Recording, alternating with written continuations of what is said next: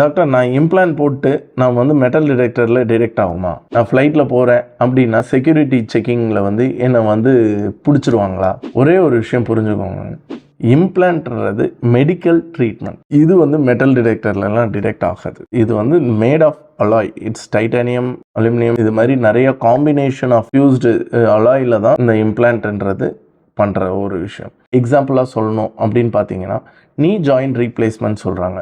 நம்மளுக்கு மூட்டு ரீப்ளேஸ் பண்ணி ஆகணுன்ற ஒரு நீட் இருக்கும். இல்லை சப்போஸ் நான் ஃப்ராக்சர் ஆகிருக்கு, நான் உள்ளே பிளேட் பண்ணணுன்றது ஒரு நீட் இருக்கும்.